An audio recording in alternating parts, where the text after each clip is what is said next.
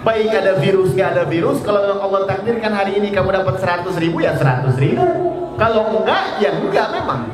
Alladzi li ghairik lan yasil ilaik walladzi qusim lak hasilul ladai. Yang sudah bagianmu pasti sampai kepadamu, yang tidak bagianmu tidak bakal pernah sampai kepada. Hanya saja kita disuruh ikhtiar.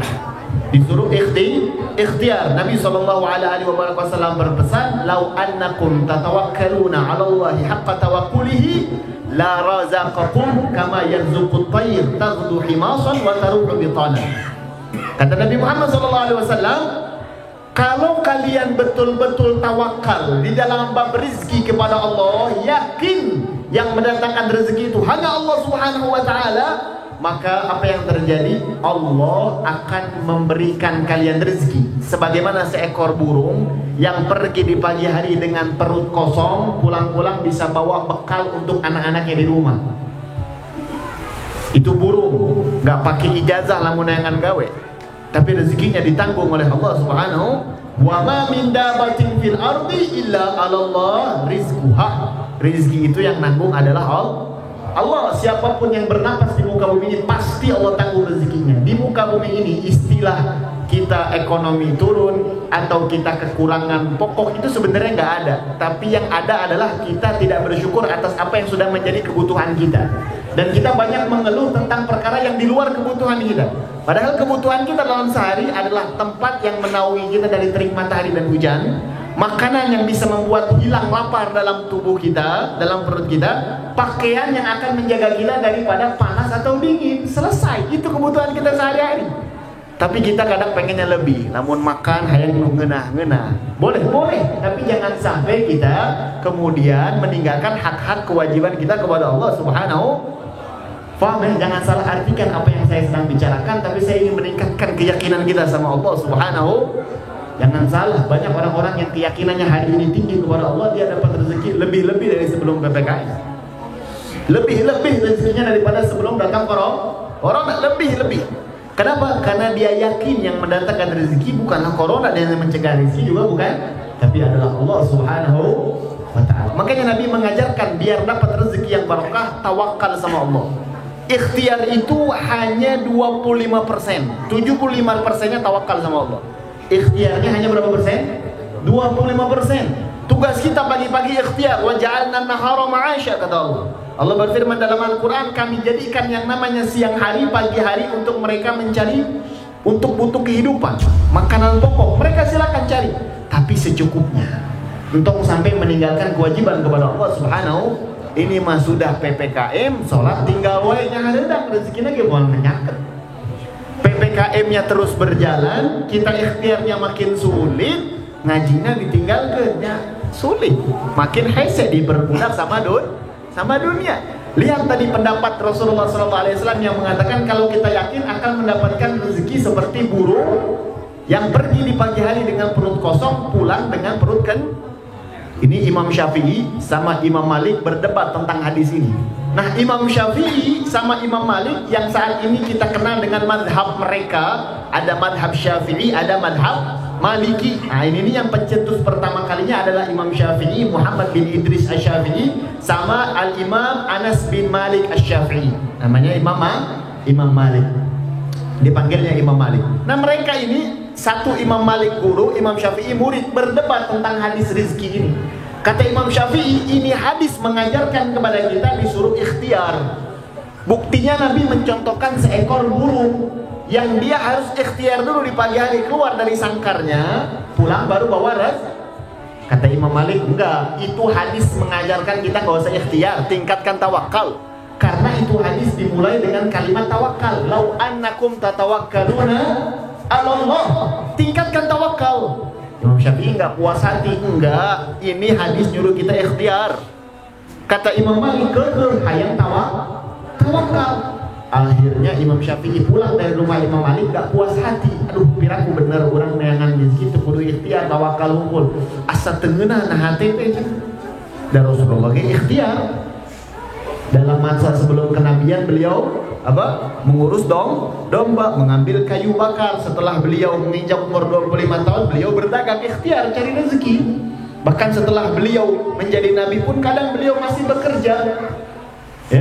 Kata Imam Syafi'i, asa tengenah lamun rezeki teh cuman ngarepin tawakal unggul teu pake ikhtiar. Mikir di tengah jalan teh. Keur mikir melihat ada orang tua. Orang tua tadi bawa kurma. Zaman baheula di Arab makanan pokok teh kurma. Nah, Imam Syafi'i melihat ada kakek tua membawa apa? Kurma. Tapi kerepotan bawa kurmanya. Bawa kurma sedikit, lagi jalan beberapa langkah jatuh. Bawa kurma lagi jatuh. Langsung inisiatif Imam Syafi'i ingin membantu kakek tua tadi. Kata si kakek geus kudu ditolongan, urang kuat kene ente kudu ditolongan cek Imam Syafi'i. Akhirnya Imam Syafi'i bantuin tuh kakek bawa kurma sampai di rumah. Karena rasa terima kasih si kakek, si Imam Syafi'i kemudian dikasih satu bungkus kurma. Satu bungkus kurma pada zaman dulu, di zaman Imam Syafi'i bisa menjadi makanan pokok 3 hari. Nikmat dapat sebungkus kurma nih. Kita jarang mensyukuri nikmat yang ada depan mata kita, tapi mencari nikmat-nikmat yang besar. Gak bakal Allah kasih kalau yang kecil gak pernah disyukuri. Kita kalau gak pernah bersyukur tuh, kalau makan nih kita gak pernah baca. Apa doa makan? Allahumma barik lana fima razaqtana wa qina adzaban. Ini doanya simple, kalau nggak pernah dibaca nggak bakal Allah kasih yang lebih nikmat dari itu. Susah mau dapetnya, yang kecil aja kamu nggak bersyukur, gimana Allah kasih yang besar? Abis doa nggak pernah baca doa selesai makan, wah jauh, nggak ada manfaat makannya, jadi kotoran doang. Beda sama orang yang makan, baca doa, dan setelah makan dia baca doa, makannya jadi keberkahan. Darah dagingnya akan membuat diri dia lebih semangat untuk beribadah sama Allah. Ma indakum yanfad wa ma indallahi baq. Apa yang kita makan, apa yang kita punya, itu semuanya jadi kotoran. Gak bakal ada kekekalan, bakal hilang. Tapi apa yang kita jadikan segalanya mengikut sertakan Allah di dalamnya, itu akan kekal sampai akhirat Allah Subhanahu. Jadi makanan yang gak pakai baca doa jadi kotoran. Tapi lamun makanan nu pakai bismillah itu akan dapat pahalanya di hari kiamat. Nah, Imam Syafi'i dapat sebungkus korma, girang, bahagia. Kata beliau ketika dapat sebungkus kurma, wah ini Allah ingin kasih aku pelajaran penting. Apa pelajarannya? Pendapat kurang lebih benar di Imam Malik cenah. Kumaha maksudnya? Gara-gara saya ikhtiar membantu kakek tua tersebut, Allah kasih saya sebungkus kurma. Allah kasih saya sebungkus kurma. Jadi mana dulu lebih benar? Pendapat siapa? Pendapat Imam Syafi'i. Kata Imam Syafi'i, pendapat saya jauh lebih benar. Cari rezeki harus pakai ikhtiar. Coba kalau saya nggak ikhtiar nolong tuh kakek, dapat nggak sebungkus kurma? Jadi harus pakai ikhtiar. Kata Imam Syafi'i. Akhirnya kata beliau, saya harus ceritakan ini cerita kepada Imam Malik. Di saat itu juga datang ke rumah Imam Malik. Dia ketok rumah Imam Malik masih dalam duduk posisinya, masih berzikir sama Allah, masih meningkatkan tawakal. Kata Imam Syafi'i, Imam Malik katanya, wahai guruku, ya ada apa wahai Syafi'i? Tadi pendapat aku lebih benar daripada pendapatmu. Nah, tadi saya ketika keluar diceritain ketemu kakek-kakek kia. Nih hasilnya saya dapat rezeki dari Allah sebungkus kur.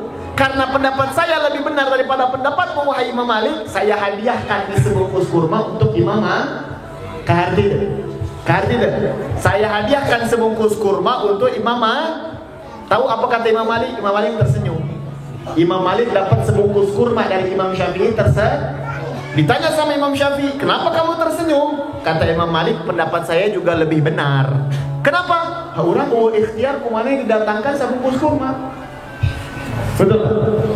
Paham gak? Imam Malik gak ada kerja apa-apa, tapi dapat sebungkus kurma dari Imam Syafi'i. Ternyata dua-duanya benar. Dua-duanya bagi orang yang mampu memiliki kekuatan saat dia masih muda, masih gagah, masih siap, pemikirannya masih tidak banyak yang lain, dia wajib meningkatkan ikhtiarnya kepada Allah. Tapi jangan lupa tawakal, doanya juga harus Tapi di kehidupan kita di dunia ini banyak orang-orang yang nggak mampu ikhtiar. Bagi mereka tingkatkan tawakal kepada Allah Subhanahu. Tapi poin pentingnya cari rezeki itu bukan hanya mengandalkan ikhtiar, tapi juga harus tawakal sama Allah Subhanahu. Yang salah bukan ikhtiarnya, tapi yang salah kita. Kadang bab dunia ikhtiarna 100%, giliran bab hidayah nungguan dibere. Bab hidayah nungguan dibere. Padahal yang memberikan rezeki sama hidayah tuh hanya sama, yaitu Allah. Kenapa bab rezeki diikhtiarin, bab hidayah nungguan dibere? Nah, ini yang Allah katakan orang-orang yang salah.